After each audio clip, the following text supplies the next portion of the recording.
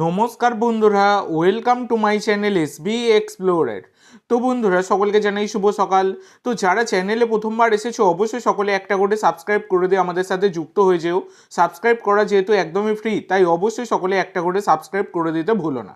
তো বন্ধুরা, গতকালকেও আইএসএলের যে দুখানা ডবল হেডার্স ম্যাচ ছিল, এছাড়া ভারত পাকিস্তান সব ম্যাচেরই কিন্তু আমি বিষয়বস্তু তোমাদের সাথে শেয়ার করেছিলাম, টেলিগ্রামে দিয়েছিলাম এবং আমি ইউটিউবের কমিউনিটিতেও পোস্ট করে দিয়েছিলাম। তো তোমাদেরকে একটা কথা সকলের কাছে আমি অনুরোধ করতে চাই যে কেউ বারবার মেসেজ করবে না। আমি যদি কোনো বিষয়বস্তু পাই অবশ্যই আমি তোমাদের সাথে কমিউনিটিতে শেয়ার করে দেবো। সব থেকে বেটার হয় তোমরা টেলিগ্রামটা ফলো করে নাও, টেলিগ্রামে সব কিছু পেয়ে যাবে। টেলিগ্রামটা ফলো করে নাও, সব থেকে বেটার হয়। ওখান থেকে অনেক কিছু জিনিসই সুবিধা হয়, এখানে পরিষ্কার বলতে পারছি না, কিন্তু অনেক জিনিসই সুবিধা হয়, সেটা তোমরা টেলিগ্রামটা অবশ্যই ফলো করে নিও।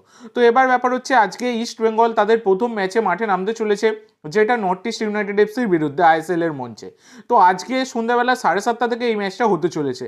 তো এই ম্যাচের বিষয়বস্তু, লাইভের বিষয়বস্তু তোমরা কিন্তু পেয়ে যাবে।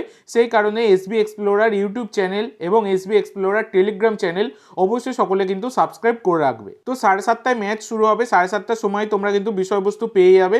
তো অবশ্যই তোমরা সাবস্ক্রাইব করে রাখো, তাহলে কিন্তু তোমরা বিষয়বস্তু সহজেই পেয়ে যাবে। এই হচ্ছে ব্যাপার। এবার হচ্ছে কেমন দল নামাতে পারে আজকে দুই দল, সেটাই আলোচনা করব, মানে প্রথম একাদশ আর কি। তো দেখো, ইস্ট বেঙ্গলের এখানে কিছুটা সমস্যা রয়েছে, যেহেতু কেভিন সিভিলি তিনি স্পেনে গেছেন চিকিৎসা করাতে, সেই কারণে কিন্তু তার জায়গায় মানে ভারতীয় একজন ডিফেন্ডার খেলবে।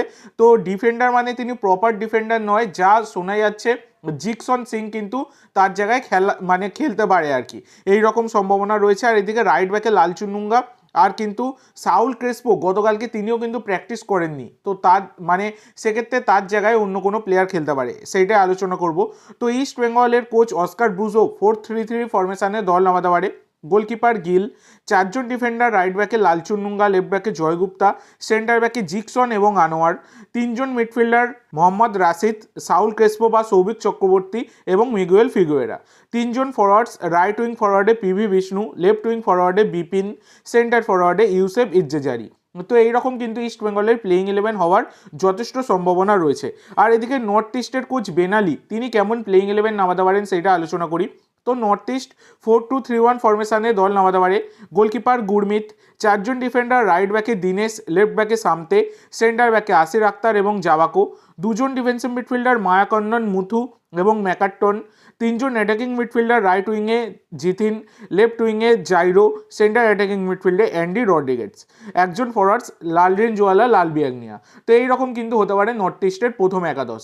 আলাদিন আজারাই তিনি তো লোনে অন্য লিগে খেলতে চলে গেছেন, তো তার জায়গায় কিন্তু ফরওয়ার্ডসেই লালবিয়াগনিয়া খেলার যথেষ্টই সম্ভাবনা রয়েছে। তো আজকের জন্য এইটুকু বন্ধুরা, ভিডিওটি ভালো লাগলে অবশ্যই লাইক করো, শেয়ার করো, আমার চ্যানেলে প্রথমবার এসে থাকলে চ্যানেলটি সাবস্ক্রাইব করো, আর কমেন্ট করে জানাও ভিডিওটি কেমন লাগলো। ধন্যবাদ।